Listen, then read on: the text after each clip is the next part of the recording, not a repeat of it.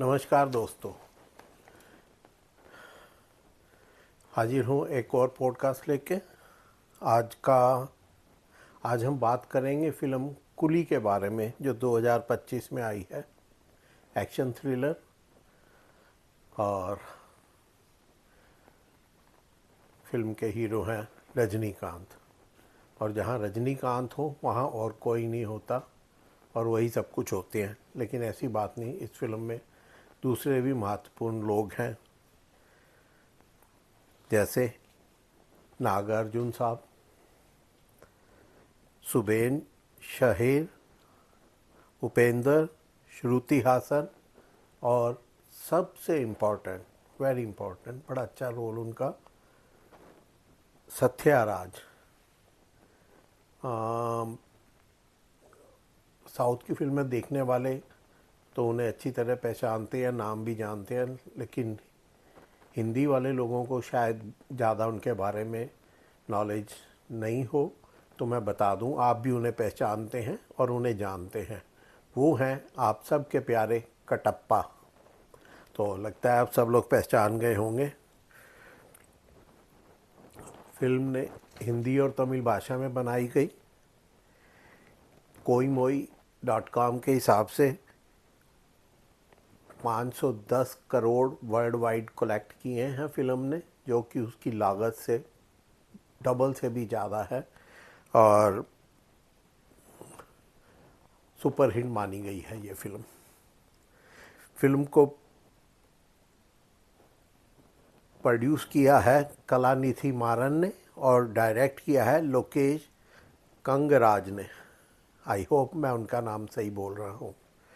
तो ज़्यादातर शूटिंग वाइजैक में हुई, यानी विशाखापट्टनम में।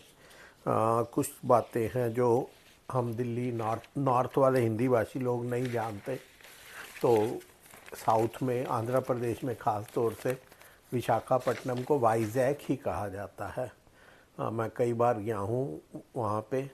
तो क्या है कि जो हम लोग सत्यनारायण भगवान की पूजा करते हैं, पूर्णिमा के दिन व्रत रखते हैं, सत्यनारायण भगवान का एक ही मंदिर है, और वो वाइजैक से 120 किलोमीटर दूर साउथ में है, अन्नावरम नामक जगह पे। और मैं वहाँ, इंडिया का चक्कर लगे तो वहाँ ज़रूर जाता हूँ, और भगवान सत्यनारायण की कृपा है मुझ पे। कभी मौका लगे तो जाना। बड़ी खूबसूरत जगह है, चारों तरफ पहाड़ियों में घिरे हुए, और हसीन वादियाँ, पीछे लेक, देखने वाली जगह है। और वहाँ से थोड़ी दूर पर ही समुद्र भी दिखता है, तो जाने वाली। तो खैर, एनीवे, बात हो रही थी वाइजैक की। तो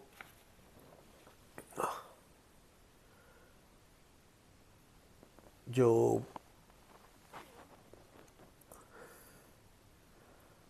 नागार्जुन है, उनका नाम फिल्म में साइमन है, जो कि वाइजैक हार्बर पे, यानी कि समुद्र तट पे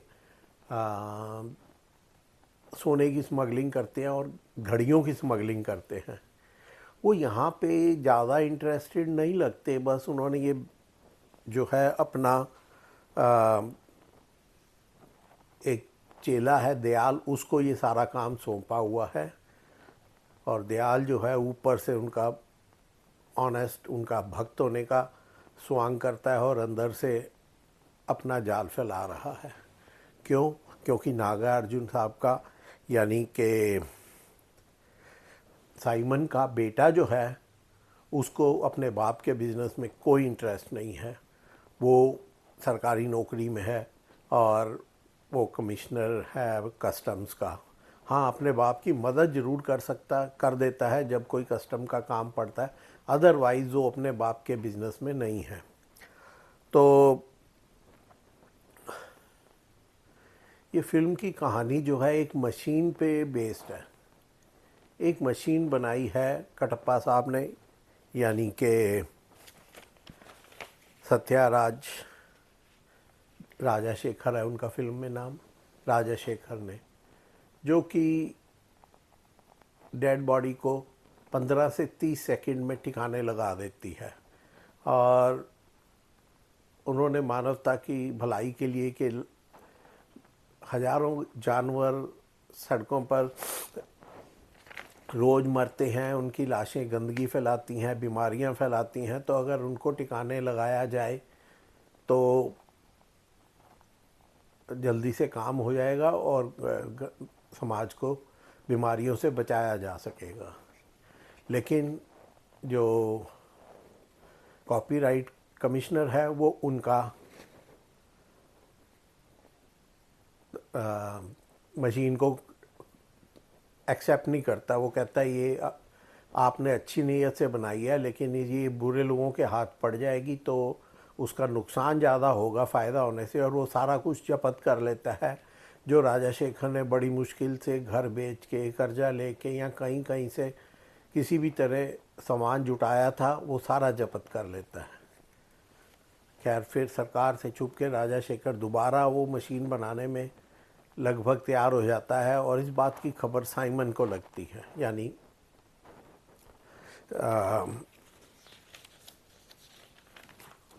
नागार्जुन को। साइमन उनको कहता है मशीन को कुत्ते बिल्लियों को जलाने के लिए नहीं, हमें इंसानों के लिए चाहिए, क्योंकि क्राइम की दुनिया है, हज़ारों मर्डर दाएं बाएं होते रहते हैं, लाशें ठिकाने लगाना एक बड़ा जंजाल होता है। तो वो चाहता है कि किसी तरह ये मशीन उसे मिल जाए ताकि लाशें ठिकाने लगाने का काम आसान हो जाए। और वो उनसे बार बार ये मतलब उसके ऊपर उसकी बेटियों को अगवा कर लूँगा। बड़ी बेटी श्रुति जो है वो उसको तो वो जानती है अपने बाप का, और राजा शेखर को मरवा दिया जाता है। अब जो साइमन है वो देवा को मिलता है। देवा जो है वो राजा शेखर का बहनोई है, और वो जो है वो किसी टाइम पे बहुत बड़ा गैंगस्टर हुआ करता था, लेकिन अब वो सब कुछ छोड़ के एक चाल चलाता है जिसमें वो बच्चों को रखता है जो पढ़ाई करने के लिए आते हैं, और बड़े नॉमिनल रेंट पे। और लेकिन फिर उसको पता लगता है कि उसके दोस्त की बेटी, उसके दोस्त का मर्डर हो गया है, क्योंकि जो बायोप्सी ऑटोप्सी रिपोर्ट है, जो पोस्टमार्टम रिपोर्ट के हिसाब से उसका हार्ट अटैक हुआ है, लेकिन वो उसमें कई गलतियां ढूंढता है और उसको पक्का हो जाता है कि राजा शेखर का मर्डर हुआ है। तो वो अपनी भांजी या भतीजी जो भी है उसकी हेल्प करने के लिए आता है। पहले तो उससे घृणा करती है, बाद में उसके साथ मिल जाती है, और फिल्म आगे बढ़ती है, और एक के बाद एक कई लोग होते हैं। इतना वायलेंस है इस फिल्म में, और वायलेंस से ज़्यादा जो मुर्दों के ढेर दिखाए हैं, क्योंकि लोगों को मारा जाता है और मुर्दे ऐसे ट्रक में या साइड में पड़े हैं जैसे कूड़े का ढेर हो। और वो जो लड़की है श्रुति हासन, जिसका नाम प्रीति है, वो उनको जला रही है, कुर्सी पे रखती है और वो जलाती है। और दोनों रजनीकांत जो है वो पूरी तय तक पहुंचना चाहता है ताकि इसको जड़ से ख़त्म कर सके।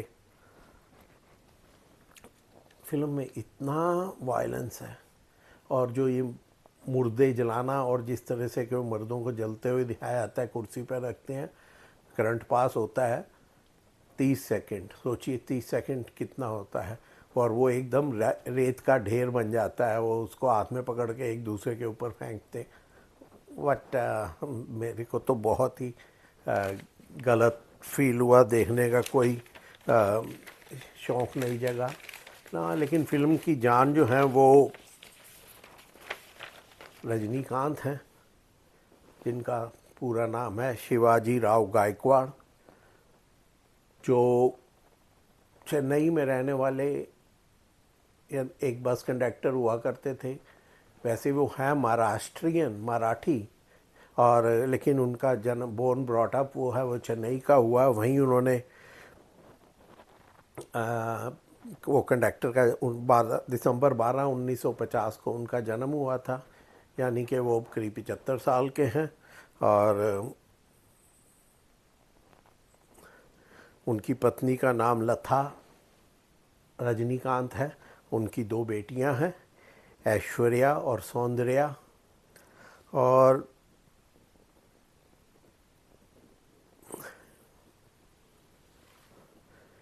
इनके पिता एक पुलिसमैन थे वहीं चेन्नई में। और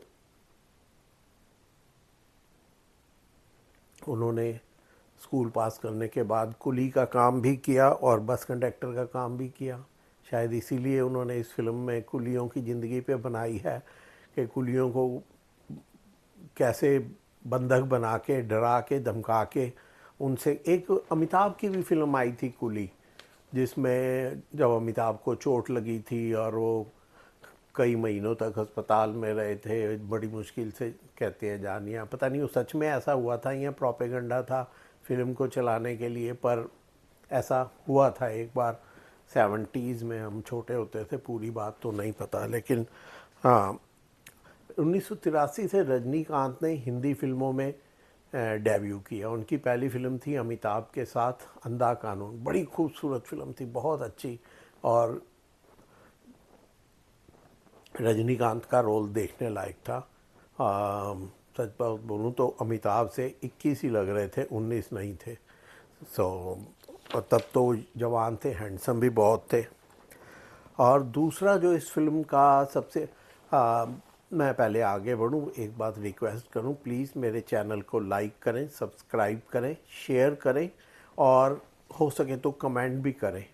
आपके ये छोटी सी बातें मेरे लिए बहुत इम्पॉर्टेंट हो जाती हैं, तो प्लीज़ लाइक करें, सब्सक्राइब करें, शेयर करें और कमेंट भी करें। तो हाँ, बात कर रहे थे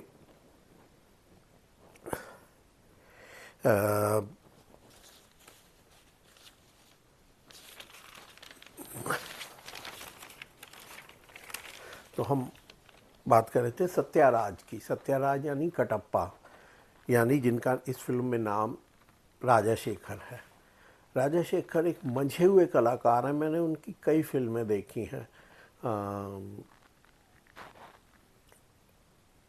ऑफ कोर्स उनमें बाहुबली तो है ही है, लेकिन वैसे भी और भी कई फिल्में देखी हैं। बहुत गजब के वो कलाकार हैं। उनका असली नाम रंगराज सुबीहा है। उनकी पत्नी का नाम महेश्वरी है। ये 1987 में उन्हें पहला फिल्म फेयर अवार्ड मिला था। और उनकी एक लंबी लिस्ट है, अगर मैं पढ़ने बैठूं तो 1 घंटा तो इसी में निकल जाएगा कि उनको कितने अवार्ड और किस किस चीज़ के लिए मिले हुए हैं। और बहुत गजब की एक्टिंग करते हैं। उसके अलावा श्रुति हासन, जो जनवरी 28, 1986 को मद्रास में पैदा हुई। कमला हासन, और खूबसूरत अभिनेत्री, हिंदी फिल्मों की पहले चाइल्ड एक्ट्रेस और बाद में हीरोइन, सारिका की बेटी है। सारिका और कमला हासन ने कभी शादी नहीं की, लेकिन वो साथ साथ रहे लंबे समय तक, और उनकी बेटी भी है ये। और इनकी साइकोलॉजी में बैचलर डिग्री है इनके पास। और 2000 में हेराम फिल्म में एज ए चाइल्ड एक्ट्रेस इन्होंने काम किया था, और 2009 में लक फिल्म से इन्होंने हिंदी फिल्मों में डेब्यू किया था। बहुत खूबसूरत हैं, फेशियल एक्सप्रेशन इनके बहुत अच्छे होते हैं। इस फिल्म में उनका कोई ग्लैमरस रोल नहीं है। और रजनीकांत, उसके बाद नागा अर्जुन, उसके बाद सत्याराज यानी कटप्पा, और इतने महान कलाकारों के बीच भी श्रुति हासन यानी प्रीति ने अपनी छाप छोड़ी है, अपनी प्रेजेंस को सर्टिफाई किया है। तो बाकी फिल्म जो मैंने बताया है, टू मच वायलेंस और टू मच डेड बॉडीज़, तो इसलिए मैं तो ज़्यादा इम्प्रेस नहीं हुई। इस उम्र तक आते आते मेरे ख्याल में इतनी वायलेंस देखना अच्छा नहीं लगा। नहीं, मैंने एक और फिल्म भी देखी, उसके बारे में फिर कभी बात करेंगे, बाजी 4।